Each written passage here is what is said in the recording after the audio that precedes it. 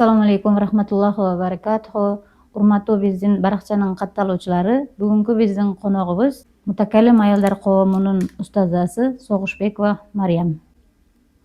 Бүгүнкү биздин темабыз фитр садака жөнүндө болмокчу. Устаза, азыр фитр садака жөнүндө көптөгөн суроолор эл арасында жүрүп атат. Сиз ушул фитр садака жөнүндө айта кетсеңиз, деги эле фитр садаканы кайсы убакта бериш керек, качан бериш керек, орозонун кайсы убагында, башындабы же ортосунда, аягында берген жакшыбы, кайсы убакта сооптуураак болот, ошол жөнүндө кененирээк маалымат бере кетсеңиз. Рахмат ушу сиздерге түз эфирге чакырып, бизди мейман кылгандарыңыздарга. Ооба, азыр көп эле биздин өзүбүзгө да жазып атышат. Деги эле мындай биз сабак берип атканда көп эле суроолор да болуп атат ушу фитр садака тууралуу.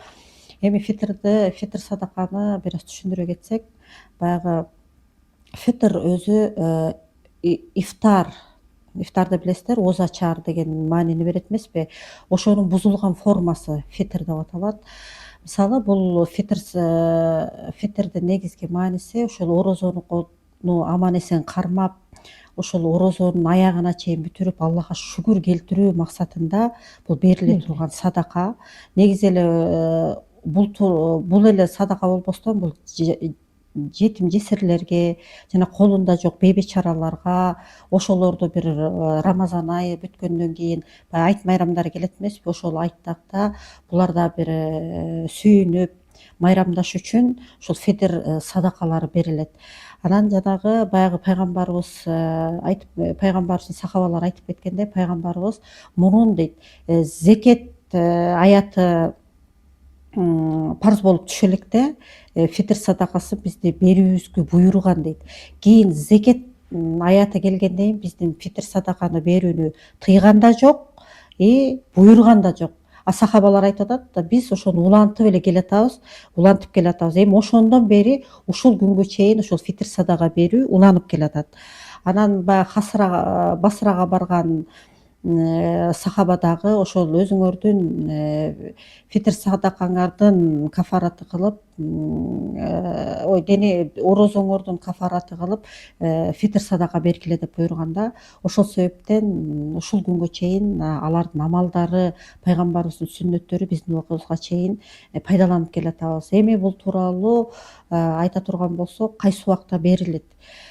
Негизги биздин журтубуз, биздин ушу Кыргызстан өзгөчө, же болбосо Орто Азиядагы бериле турган ошол карай турган болсо, биздин ушу элибиз ушу жарымдагандан кийин уже адат кылып алышты. Фитр садакаларын берип, фитр садакаларын чыгарышып, ушу адатка айланып калды да. Бул да жарайт, бул шарият тыюу салбайт.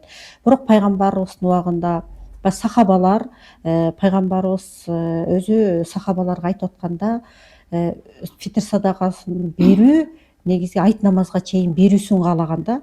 Эгерде ким айт намаздан өтүп кете турган болсо, ал жөнөкөй садака катары болуп эсептелип калат. Айтка чейин бере турган болсо, анда фитр садака катары кабыл алынат деген да. Ошон үчүн сахабалар болсо бул айтка 2 күн калганда ошо фитр садакаларды жыя башташкан.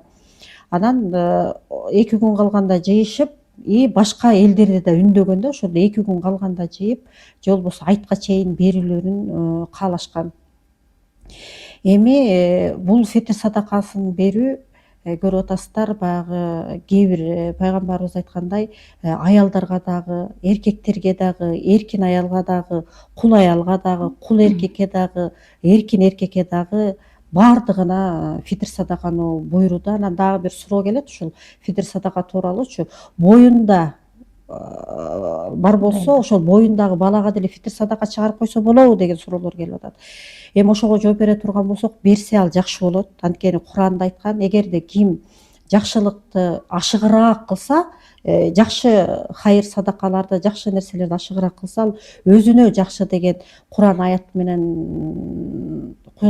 менен далилденип, тастыкталып, ал боюнда бар балага да берип, боюнда бар ичинде кусак мындайча айтканда курсактагы балага да берип койсо бул жакшыраак, ал бул тыюу салынбайт, берсе жакшы деген баягы алымдардын өкүмдөрү бар, берсе болот.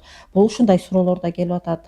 Анан баягы фитир садака аркылуу көрүп атасыздар, баягы жакырлар, мискиндер, колунда жоктор, баягы сүйүнүч катары. Андан сырткары биз ушу аман эсен ушул орозону чыгарып, Аллага шүгүр айтып, кан үчүн ушул фитир садаканы берүүбүз дурус да. Андан сырткары бул фитир садаканы кандай кылып берсек да болот деген суроо келип атат. Акчалай түрдө берсек жакшыбы же продуктуу кылып берсек жакшы, ошонусу кайсынысы жакшы дегенде, негизи пайгамбарыбыз продукту кылып бергиле деген да. Анткени биз орозо кармап, биздин денебиздин акысы тамак да.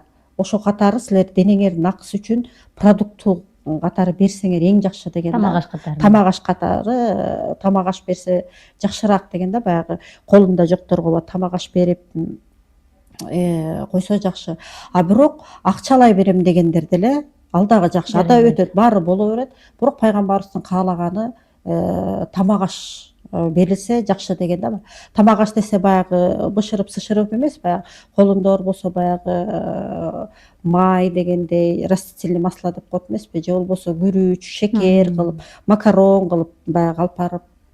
Анан эми анын өлчөмүн айта турган болсок, пайгамбарыбыз ошо өзү буйруп кеткендей ар бир аялга да, эркекке дагы, кулга дагы, эркинге дагы, жашка дагы, карыга дагы дебедикпи, ошо 1 са өлчөмүндө буудай, куурма же болбосо 1 са арпадан бергиле деген. Ушу 1 са дегени азыркы учурда биздин эсеп менен эсептесек 1 килограмм 600 граммды буудай деп эсептеп чыгарышты. Ошонун тегерегинде мына муфтияттар ошо мурунтан берип уже даярдап, ошо баардык сайттарга, баардык эмелерге илинип берилди, баары колдонуп атышса керек азыр.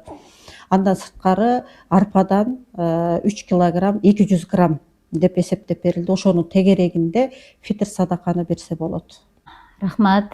Мына жакшы көптөгөн маалыматтарды берип кеттиңиз.